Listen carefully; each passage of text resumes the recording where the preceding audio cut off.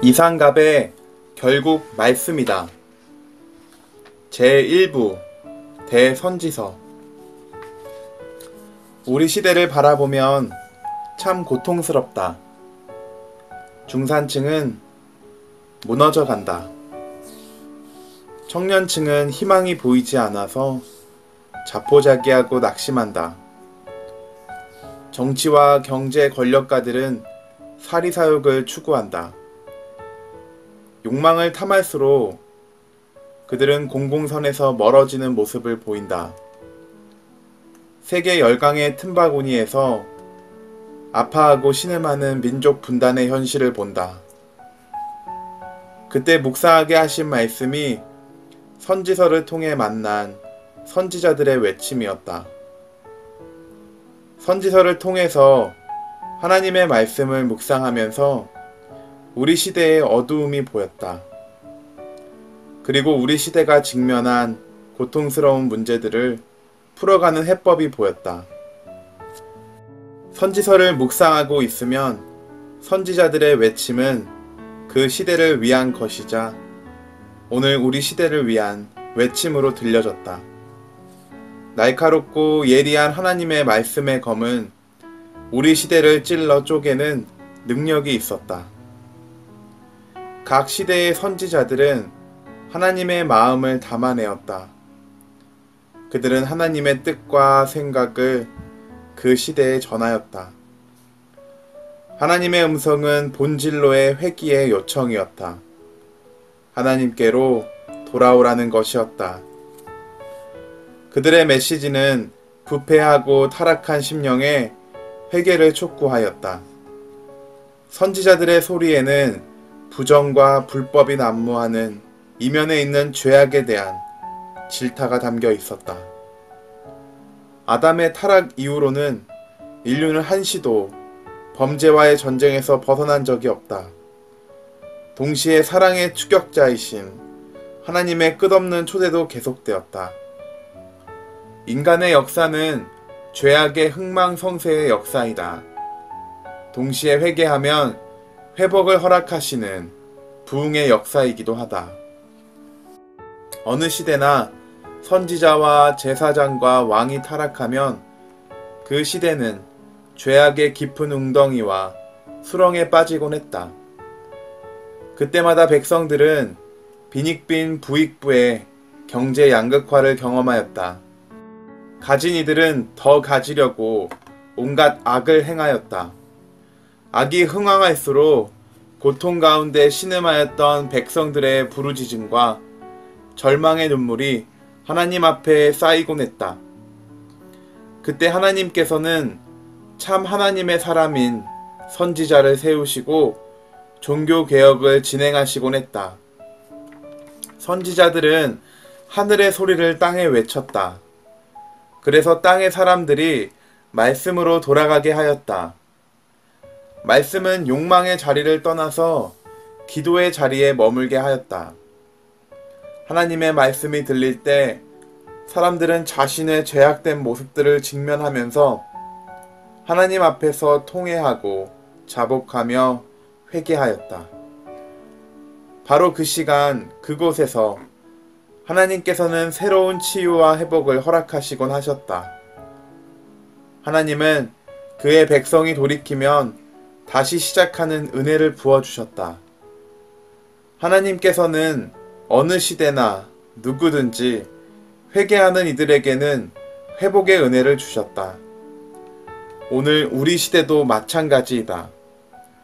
현실은 고난, 고통, 고독의 연속이다. 고난, 고통, 고독이 오랫동안 이어지면 인간은 무너지기 쉽다. 그만큼 인간은 연약하다. 아무리 다짐을 해도 무너지는 가슴은 어쩔 도리가 없다. 고초와 재난과 쑥과 담즙이 많아질수록 삶은 척박해진다. 그리고 자꾸 낙심이 된다. 그러나 말씀 앞에 머물면 꿈이 보인다. 하나님의 말씀을 묵상하면 길이 보인다.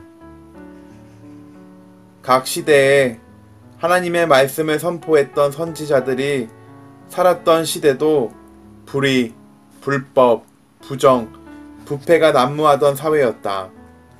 그들은 포로기와 영적 무너짐의 시대를 살았다. 제사장과 선지자들조차도 거짓의 사람들이 많았던 시대였다. 거짓 목자들로 인하여 양떼들이 흩어졌던 시기였다. 정치적으로 암울했다. 경제적으로도 빈부의 격차가 심했다. 심하게 표현하면 희망이 보이지 않는 암흑의 시기였다. 선지자들은 모든 것이 무너지는 상황에서도 하나님의 음성을 외쳤다. 다시 거룩을 회복하라. 다시 정결함을 회복하라. 다시 예배를 회복하라. 다시 기본을 회복하라. 다시 본질을 회복하라.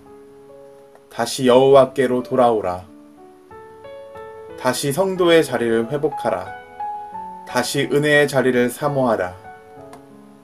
이러한 선지자들의 외침은 부, 명예, 권력을 추구하는 세상의 소리들과는 반대 정신을 가진 외침이었다. 하나님을 떠난 세상은 어둠 속에서 소유와 쾌락을 따라서 살았다. 소유가 삶의 기준이요 척도가 되는 시기에 선지자로 산다는 것은 고난을 각오하는 일이다. 왜냐하면 그 시대의 흐름인 바알과 아세라에 무너진 하나님의 백성의 정체성을 회복하라는 외치는 자의 소리가 되어야 했기 때문이다. 선지자들의 소리는 하나님의 백성답게 살라는 정체성을 회복하라고 광야에서 외치는 자의 소리이다.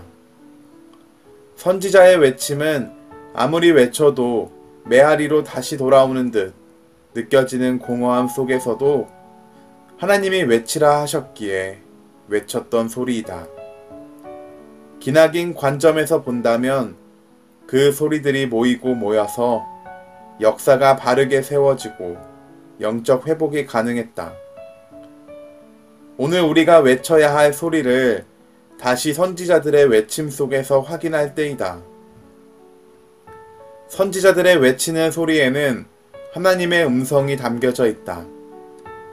이사야를 통해 시대의 허다한 죄악에 무너지지 말라는 소리를 듣는다. 예레미야를 통해서 죄악으로 가득 찬 세상 속에서 슬픔에 무너지지 말라는 소리를 듣는다. 에스겔을 통해서 영적 지도자로서 느끼는 고통에 무너지지 말라는 소리를 듣는다. 다니엘을 통해서 오랜 고난으로 묻어져가는 신앙의 흔들림에 대해서 고난에 무너지지 말라는 소리를 듣는다. 선지자들의 소리를 자신들의 삶을 담보하기에 더욱 아프고 시리다. 그리고 오늘 지금 여기에 있는 우리 자신을 보게 한다. 우리는 고통과 고난과 고독의 폭풍 속에서도 두려움 없이 담대하게 하나님의 말씀을 대언하였던 선지서를 기록한 선지자들의 외침을 들을 수 있어야 한다. 우리 시대는 신앙을 과대포장하기 좋은 시대이다. 교회를 내가 마음대로 선택할 수 있고 내가 듣고 싶은 설교를 선택해서 듣고 또 인터넷에서 쇼핑을 하듯 다양한 설교자들의 설교를 들을 수 있는 시대이다. 그래서 신앙이 삶으로 깊이 스며드는 것이 아니라 인스턴트 식품처럼 일회용으로 전락하였다. 신앙이 기호식품처럼 자신의 필요를 채워주고 공급해주는 수준으로만 머물고 있다면 그 신앙은 짝퉁 신앙임을 빨리 알아차려야 할 것이다. 말씀의 원천에서 보물을 캐내는 수고가 사라지고 가공식품만 먹고 있으니 성도들의 영적 건강이 급속히 나빠진다.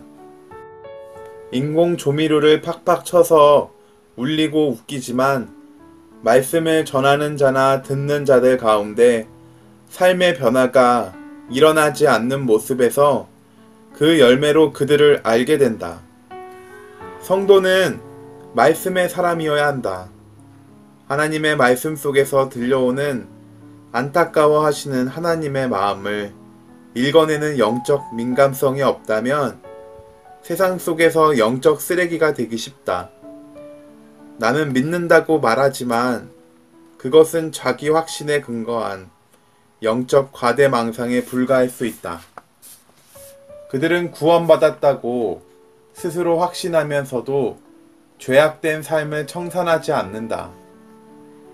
그들의 중심에서 죄를 미워하시고 죄의 최후 심판자가 되시는 하나님을 두려워함이 없어서 자신의 삶의 자리에서 여전히 죄악을 부끄럽거나 수치스럽게 생각하지 않고 죄를 저지르곤 한다.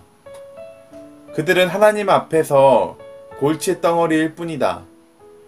누가 하나님을 찾는가? 스스로 죄의 심각성에 대해서 절망을 해본 사람은 간절히 하나님을 찾고 찾는다. 그래서 은혜의 보좌 앞에서 영적 각성을 경험하곤 한다. 그들은 죄악에 대해서 민감성이 높아지면 죄를 미워하고 싫어하시는 하나님을 닮아간다. 그래서 자기 자신뿐만 아니라 죄악된 세상의 구조와 악의 다양한 기둥들을 허무는 일에 헌신하게 된다. 결국 말씀이다. 제1장 이사야 죄악에 무너지지 말라. 1. 공의가 무너진 시대를 살아갈 때 그리스도인은 어떻게 해야 하는가? 기독교인은 좌우 어느 쪽 한쪽에 서는 사람들이 아니다. 그보다는 죄악이 더 먼 곳에 서는 사람들이다. 공의가 더 가까운 쪽에 서는 사람들이다. 기독교인은 강한 자와 약한 자 사이에 선 사람들이다. 강자의 힘이 약자를 섬기는 데 흘러가도록 촉매가 되어주는 사람들이다. 이 자리를 떠나면 그 마음이 부패하고 그 삶이 타락한 것이다. 문제는 죄악이 관영하여 공의가 무너진 시대를 살아갈 때 그리스도인은 어떻게 해야 하는가이다. 죄악이 관영하면 사람들은 사리 분별력이 없어진다. 생각하는 힘이 빈약해진다. 그래서 진영 논리에 이용당한다. 앵무새가 된다. 워낙 죄가 보편화되고 일반화되어서 죄를 죄인 줄 모르고 살기도 한다. 생각하는 힘과 분별력이 사라지면 시대의 죄와 악으로 가득한 정신의 노예가 되고 영적인 암흑에 갇히고 만다. 죄악이 관영한 시대의 특징은 정치 지도자층의 부패와 타락이다. 그들은 자신에게 주어진 힘을 이용하여 자기 배를 채우는데 정신이 팔린 상태여서 도무지 백성의 고통을 생각하지 못한다. 종교 지도자도 거짓 예언을 하며 힘의 논리에 기생하게 된다. 그래서 백성들의 고난에 민감하지 못하고 자기 생각으로 떠들어대지만 하나님께로부터 온 메시지는 아니다. 이러한 시대를 살아갈 때 그리스도인은 생각해야 한다. 성경의 말씀에 비추어서 하나님이 무엇을 더 기뻐하시는가 하는 것을 고민해야 한다. 성경의 렌즈를 통해 시대를 바라보고 역사를 해석해내는 통찰력과 예지력을 키워야 한다. 영원하신 하나님의 말씀이란 청진기로 시대를 진단하고 인물과 사건들을 진단하여야 한다. 참된 그리스도인은 어느 시대나 축복 타령이나 하면서 자기 배를 불리는 일을 죄악시하였다. 그보다 시대의 문제를 온몸으로 껴안고 공의가 물같이 정의가 하수같이 흘러가도록 하는 일에 한 알의 밀알이 되어 썩어지곤 하였다. 생각하는 힘이 사라질수록 악한 마귀의 밥이 되거나 공중의 권세 잡은 자, 마귀에 의해서 조종당하기 쉽다. 어느 시대나 그리스도인은 자유, 인권, 평화, 사랑, 공존, 공생의 가치를 사랑하는 사람들이다. 이것은 변함없는 사실이다. 그런데 사람은 하나님 앞에 서지 아니하면 누구나 자기가 의롭다고 착각하기 쉽다. 자기가 기준이 된다. 그래서 자기가 죄를 짓고 죄악의 늪속에 푹 빠져 있어도 그것을 모른다. 그러나 하나님을 만나면 달라진다. 하나님의 임재 속에 들어가는 사람들의 공통점은 누구나 예외가 없다. 그들에게는 이런 반응이 나온다. 화로다 나여 망하게 되었도다. 이사야 6장 5절 말씀. 어느 때나 하나님을 만나면 인간은 죄의 실체를 깨닫게 된다. 죄악으로 무너지고 있는 자기 자신의 비참한 실상을 직면하게 되는 것이다. 인간의 선은 상대적이며 50보 100보 차이이지 하나님 앞에 선 인간은 누구나 죄로 절망하게 된다. 회복은 언제 일어나는가? 회개가 있을 때이다. 회개는 언제 일어나는가? 자기 자신의 죄의 실체와 실상을 직면할 때이다. 죄악에 무너져가는 개인이나 공동체가 살아나는 일은 회개를 통해 회복과 영적 대각성이 일어날 때이다. 하나님은 진실하고 진지한 회개가 있는 영혼에게 또 공동체에 선포하신다. 내 악이 제하여졌고 내 죄가 사하여졌느니라. 이사야 6장 7절 말씀. 이것이 인생의 전환점이 된다. 민족이 회생하는 출발점이 된다. 소명의 시작 지점이 된다. 하나님의 죄사함을 받은 이들은 이 땅의 황무함을 보아야 한다. 거짓과 탐욕과 죄악에 무너진 고통의 현장을 보아야 한다. 하나님은 바로 그 현장으로 누군가를 보내고자 찾고 계시기 때문이다. 주께서 이르시되 내가 누구를 보내며 누가 우리를 위하여 갈꼬. 이사야 6장 8절 상반절 말씀. 하나님의 부르심에 응답하는 사람이 드물다. 사람은 많다. 그런데 정작 하나님이 찾으시는 그 한 사람이 없다. 죄악에 무너진 시대에 울며 통곡하며 기도하며 말씀 앞에 떠는 사람이 보이질 않는다. 그것이 고통이다. 하나님의 마음을 담아내는 누군가가 필요하다. 이 민족의 무너진 영역을 보면서 세상을 아름답고 건강하게 만드는 일에 헌신하는 누군가가 필요하다. 크고 거창한 일이 아니어도 좋다. 작고 사소한 일에도 하나님의 말씀 앞에 정직하게 서는 그 한 사람이 필요하다. 응답하라, 그리스도인들이여. 세상은 누군가의 헌신을 먹고 새로워진다. 하나님은 하나님의 부르심에 반응하는 이들을 통해 하나님이 하고자 하시는 일을 행하신다. 그리스도인들이 죄악이 관영한 세상 속에서 죄악에 무너지지 않아야 한다.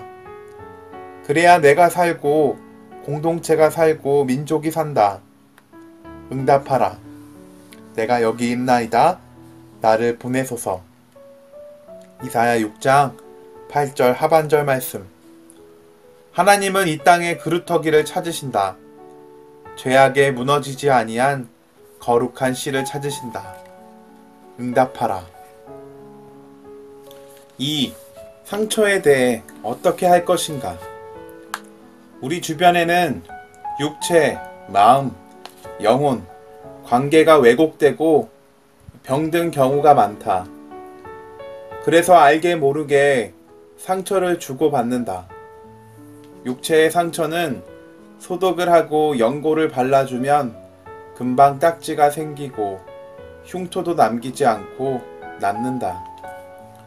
그런데 그 외의 상처들이 문제다. 마음, 영혼, 관계의 상처는 눈에 보이지 않으나 치명적이다. 그런데 상처를 주는 이들은 이것을 모른다. 상처를 받는 이만 소가리를 한다. 어떻게 이 문제를 풀어갈까? 먼저 상처를 주는 사람들은 자신이 하는 일이 누군가에게 얼마나 상처가 되는지 모르는 경우가 허다하다. 그저 장난삼아 재미로 하는 것이라고 가볍게 툭툭 던진다. 자신의 상처에는 민감하고 남의 아픔에는 둔감한 정서적 장애를 가진 이들이 많아지는 현상에 우리는 당황한다. 문제는 장난이든 가볍게 던지는 소리든지 그것이 누군가에게 상처가 되고 아픔이 되고 스트레스가 된다는 것이다. 누군가가 싫다고 말하면 그것을 고쳐야 한다. 그대로 두면 관계가 깨어지고 상처는 골마 터진다. 상처를 받는 이들은 계속 상처를 견디기만 해서는 안 될 것이다. 그러면 어떻게 해야 할까? 내가 사랑 안에서 진실을 말할 수 있다면 힘들어도 솔직하게 말해 주어야 한다. 상대방이 받아들이면 좋겠지만 그렇게 하지 않아도 반복해서 부드럽지만 단호하게 말해서 고치도록 해야 한다. 가족 간의 상처에 대해서 미안하다고 말하라. 용서해 달라고 말하라. 내가 잘못했다고 말하라. 그냥 덮고 넘어가기만 한다면 어느 순간부터 깨어진 관계가 되어버린다. 그리고 분노, 원망, 상처로 남아서 인생을 병들게 한다. 그러므로 상처를 끊어야 한다. 내 능력 밖이라면 그 문제를 다룰 수 있는 권위자와 나누어야 한다. 필요하다면 여러 기관들의 도움도 활용함이 필요하다. 계속 고통에 묶여 있어서는 안 된다. 어찌하든지 매듭을 푸는 것이 지혜이다. 악과 악의 문제로 고민하는 이에게 어두움의 파급력이 약한 쪽을 선택하기를 권한다. 상처를 덜 입는 쪽을 선택하라는 것이다. 더 나아가 용서에 문제가 있다. 용서를 구해야 하는 이들은 대부분 용서를 구하고 정직한 사과를 하는 경우는 거의 드물다. 자신이 하는 일을 자신도 모르기 때문이다. 그러면 상처를 입은 쪽에서 화가 날 것이다. 그때가 중요하다. 말이 통한다면 대화를 통해서 풀어가는 것이 정상이다. 문제는 말이 통하지 않는 경우이다. 그때 어떻게 해야 할까? 하나님께로 더 가까이 나아가야 한다. 입술에 열매를 창조하는 자 여호와가 말하노라. 먼 데 있는 자에게든지 가까운 데 있는 자에게든지 평강이 있을지어다. 평강이 있을지어다. 내가 그를 고치리라 하셨느니라. 이사야 57장 19절 말씀.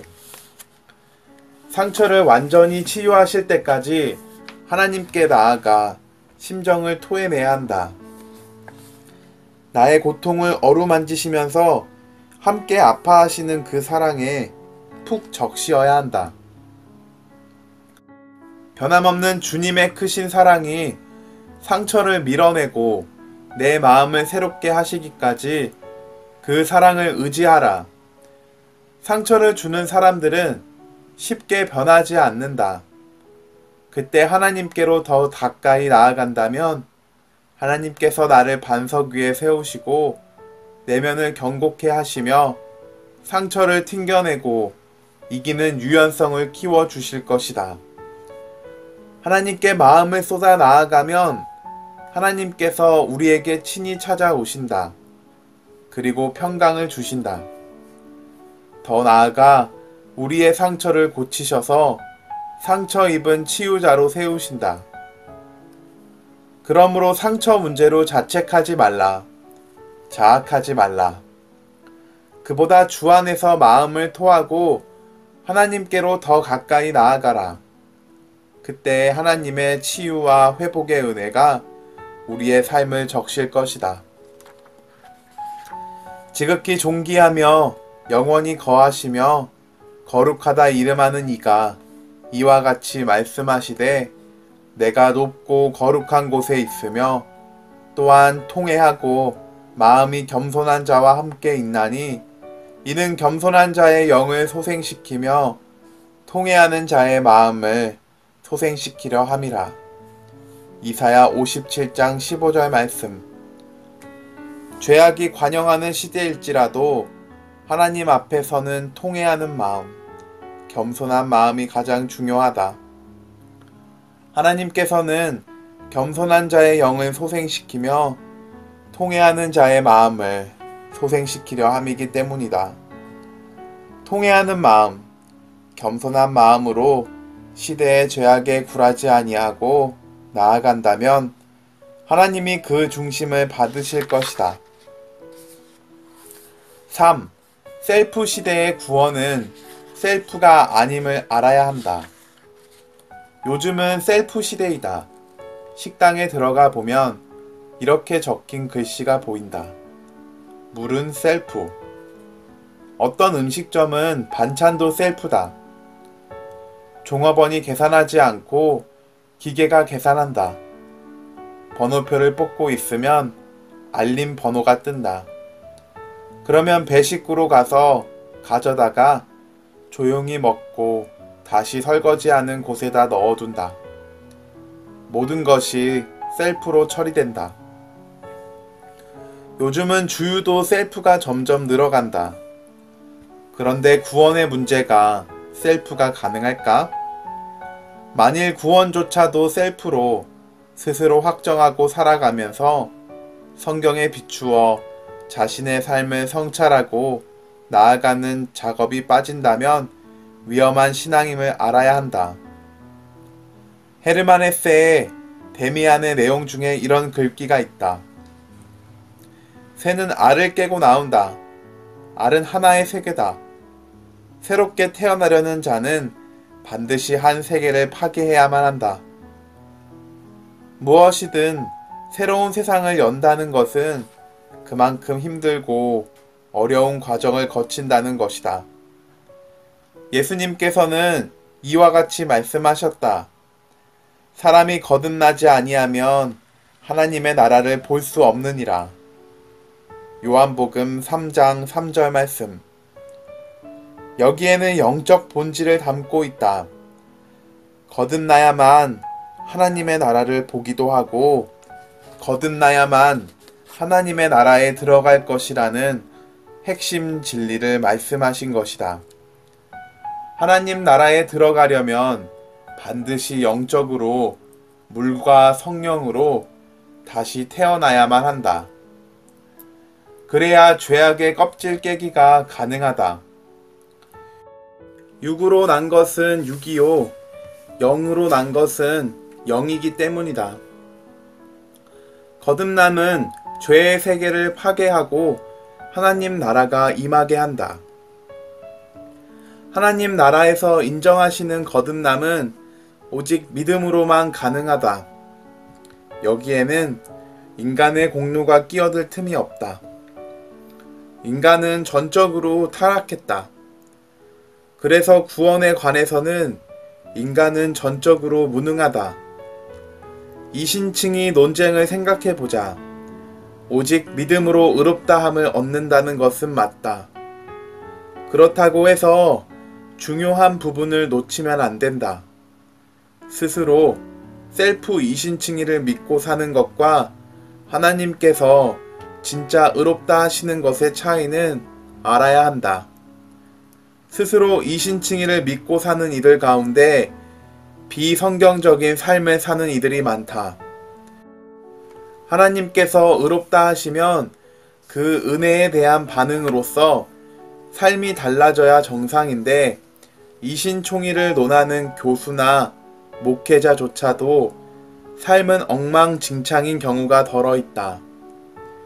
이신칭의를 말하면서 자신들은 부정한 삶을 살고 또 부패한 권력의 편에 선 이들이 있다. 그러나 구원받았다고 스스로 확신을 하면서도 불의와 불법을 편들고 삶에서 성경을 소화시키는 씨름이 없다면 이신층이라는 보물이 공허한 말장난이 될 것이다. 교리적으로, 지식적으로 논쟁을 잘한다고 해서 하나님의 나라에 들어갈 수 없다. 또 말만 잘하면 그것은 말쟁이지 예수쟁이는 아닐 것이다. 우리 시대에 성경을 잘 가르치는 이들은 많아도 성경대로 살아가려고 씨름하는 흔적을 몸에 지닌 이들이 드물다. 이것은 영적인 얕음이 아닌가 하는 고민을 해보게 한다. 기쁨을 추구해야 한다. 껍데기가 아닌 본질을 담아내야 한다.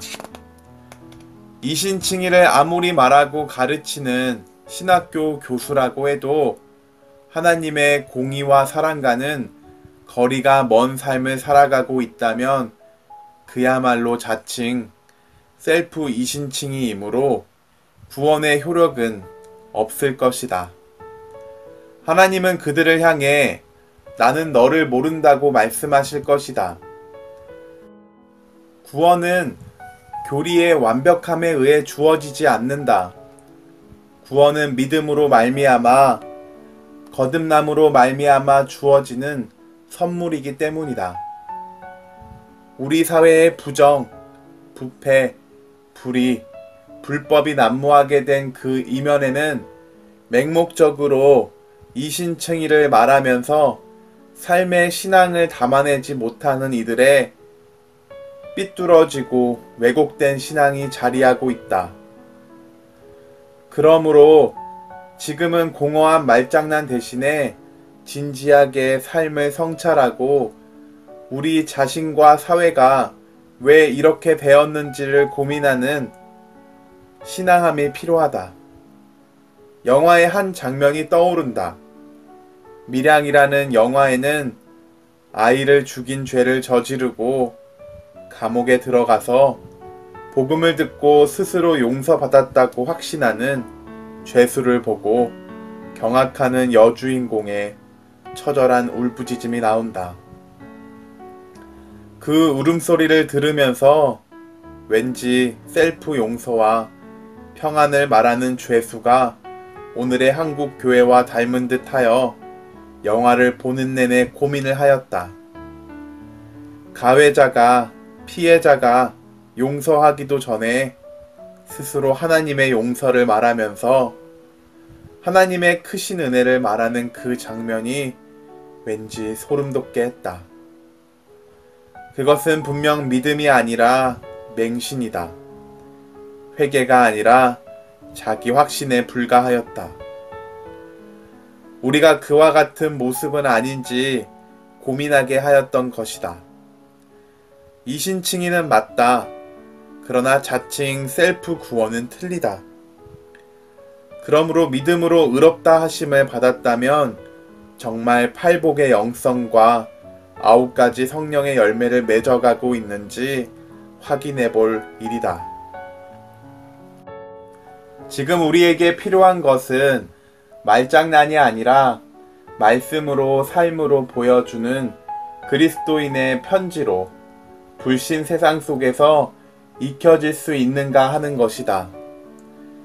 이제 말장난으로는 통하지 않는다. 말 잘하는 사람들에게 속지 않는다. 더구나 하나님께 말로만 믿는 가짜 믿음은 통하지 않는다. 기억하라. 이신칭의를 하나님께로부터 받은 것이 확실하다면 삶이 변하지 않을 수 없다. 더욱 겸손하게 겸비하며 시대적 상황 속에서 그리스도 예수께 잡힌받은 그것을 잡으려고 달려가지 않을 수 없다. 한번 얻은 구원은 아무도 흔들 수 없지만 셀프 신앙에서 벗어나 공적 신앙이라는 열매로 확인할 필요성이 있을 것이다. 그래야 나도 살고 교회도 살고 민족도 살리는 신앙일 것이다. 이사야 65장 1절에서 7절을 보면 비록 선미일지라도 각종 우상 숭배와 악을 행하는 패역한 백성에게는 심판이 있음을 말씀하신다. 여기에서 배타적 민족주의의 위험성, 자기중심적 신앙의 위험성을 본다.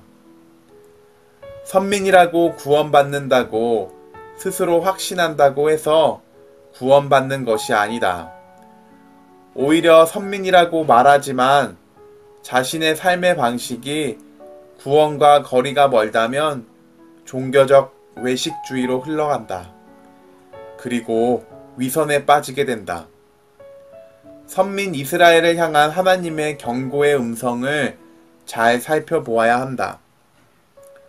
동산에서 제사하며 벽돌 위에서 분향하여 내 앞에서 항상 내 노를 일으키는 백성이라. 이사야서 65장 3절 말씀. 이스라엘 백성은 혼합적인 믿음을 가지고 있었다. 하나님을 믿는다고 말은 하지만 실상은 우상을 숭배한다. 그들이 무덤 사이에 앉으며 은밀한 처소에서 밤을 지내며 돼지고기를 먹으며 가증한 것들의 국을 그릇에 담으면서. 이사야서 65장 4절 말씀. 그들은 죽은 자로부터 계시를 받아 영매가 되고자 하여 무덤 사이에 거주하였다. 또 은밀한 처소에서 밤을 지낸다는 것은 이방신을 안치해둔 신전이나 지하 토굴에서 우상으로부터 계시를 받기 위한 행위를 말한다. 돼지고기를 먹는다는 것은 율법을 정면으로 거역함을 표현한다. 정리하면 그들은 마음의 중심부에서 하나님을 경외하는 마음이 전혀 없었던 것이다. 이사야 65장 5절 하반절에 이들을 향해서 이렇게 표현한다. 이런 자들은 내 코의 연기요 종일 타는 불이로다. 그들에게는 하나님의 진노의 불이 타오르고 있다는 것이다. 선민이라고 해서 맘대로 사는 것에 대하여, 우상 숭배를 하며 사는 것에 대하여 욕망의 브레이크를 건 것이다. 신앙이란 말장난이 아니다. 모든 것을 다 아시는 하나님 앞에서 말장난은 통하지 않는다. 신앙은 정직한 삶의 기록으로 이어지고 연결되어야 한다. 그때 하나님께서 구원, 이사야 65장의 새하늘과 새 땅을 하나님의 백성에게 약속하신다. 기억하라, 구원은 셀프가 아니다. 구원을 받았다고 하면서 여전히 죄악 가운데 머물고 있고 죄악을 청산하려는 시도조차도 하지 않는다면 그것은 이단적 믿음에 불과하다. 우리 모두가 참으로 신실하게 하나님을 믿을 때이다. 맘몬과 아세라의 유혹과 세속의 강한 물결에 휩쓸리지 아니하는 우리 시대의 남은 자들로서 그 은혜의 새 하늘과 새 땅에 들어가기를 소원한다. 이삼갑의 결국 말씀이다. 제1부 대선지서 제1장 이사야 죄악에 무너지지 말라 중에서